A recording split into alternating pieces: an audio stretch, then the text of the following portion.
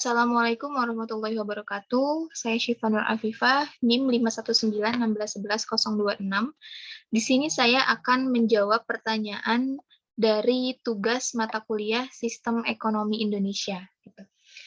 Langsung masuk pada pertanyaan yang pertama mengenai 6 kebijakan pemerintahan Jokowi dalam mengurangi ketimpangan dan kemiskinan di Indonesia.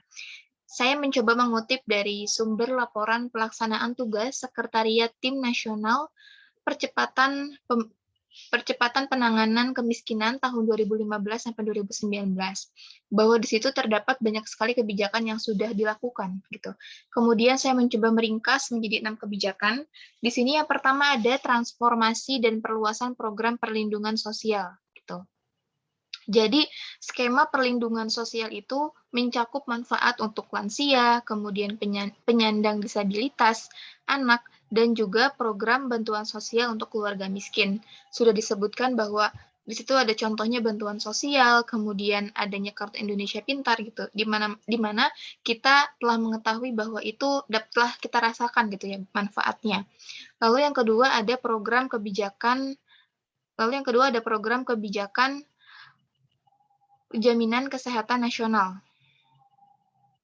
Jadi, pemerintah itu pada dasarnya telah memberikan perlindungan kesehatan masyarakat sebagaimana telah tertuang dalam Undang-Undang Nomor 40 Tahun 2004 tentang Sistem Jaminan Sosial Nasional, serta Undang-Undang Nomor 24 Tahun 2011. Program Jaminan Kesehatan Nasional adalah program asuransi kesehatan sosial menuju cakupan semesta di mana semua masyarakat tanpa terkecuali terlindungi dalam skema asuransi kesehatan nasional dan dapat hidup sehat, produktif, dan manfaat. Dan ini dimulai pada program ini sudah dimulai pada 1 Januari 2014. Kemudian masuk pada kebijakan yang ketiga mengenai peningkatan kapasitas ekonomi masyarakat. Pada dasarnya, penanggulangan kemiskinan itu tidak akan berkelanjutan bila hanya mengandalkan bantuan sosial saja. Gitu. Kesempatan untuk mendapatkan penghidupan yang lebih baik akan lebih berdampak panjang bila akses terhadap pekerjaan maupun usaha yang lebih baik dapat diberikan. Gitu. Maka asumsinya adalah penciptaan akses terhadap pekerjaan dan kesempatan berusaha akan membuat masyarakat miskin memiliki kemampuan meningkatkan pendapatan. Peningkatan pendapatan pada gilirannya akan membuat masyarakat miskin tidak makin terlena dan bergantung pada bantuan sosial pemerintah. Jadi membuat masyarakat itu tidak bergantung kepada pemerintah saja, tetapi punya kemampuan, punya peningkatan pendapatan gitu dari pemerintah. Kemudian ada peningkatan efektivitas dana desa. Jadi kita tahu bahwa sudah lama pemerintah menggelontorkan anggaran, menggelontorkan dana untuk pemberdayaan masyarakat desa, di mana banyak stigmatisasi mengenai kesenjangan yang ada di desa, kemudian keterbelakangan, adanya gap antara desa dan kota, sehingga harapannya program ini bisa kemudian meningkatkan pemberdayaan masyarakat, juga bisa meningkatkan efektivitas dana desa.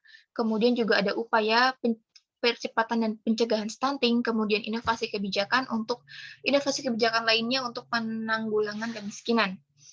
Kemudian lanjut pada pertanyaan kedua, jika Indonesia mengalami kebangkrutan, maka langkah-langkah apa saja sih yang bisa dilakukan? Apakah kemudian kita terus bergantung kepada pinjaman luar negeri atau bagaimana? Pada dasarnya sebagai pemerintah yang baik gitu ya, seharusnya bisa melakukan pengelolaan utang juga dengan baik, misalkan dengan mendorong penerimaan dari perpajakan. Tapi tidak hanya mengutamakan perpajakan, sebagai pemerintah gitu ya, juga harus bisa menjaga cadangan devisa.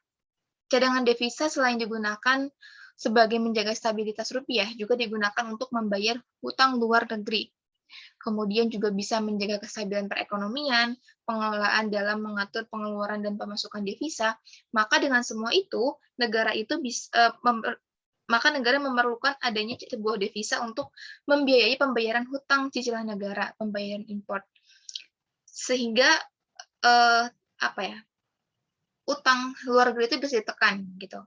Jadi mudahnya adalah kalau kita ingin mendapatkan sesuatu, ingin membeli barang gitu ya, kita harus punya tabungan gitu. Begitu juga dengan negara.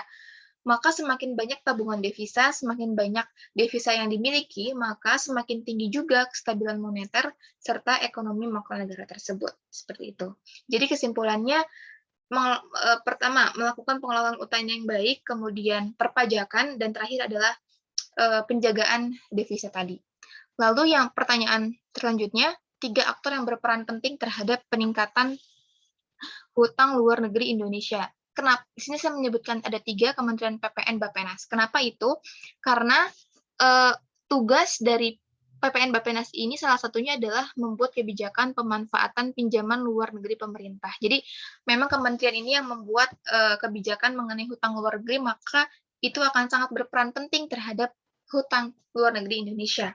Tentunya juga Kementerian Keuangan sudah jelas, serta kemudian ada peran teknorat dan birokrasi gitu.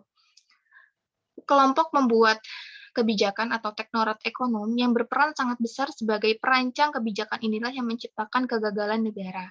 Para perancang kebijakan ini ternyata juga melakukan interaksi yang intensif dengan swasta melalui kekuasaan dan pada gilirannya kegagalan negara tadi menciptakan kegagalan di pasar. Jadi adanya pengaruh teknorat, kemudian sektor swasta yang berpengaruh pada pasar gitu ya, pada market.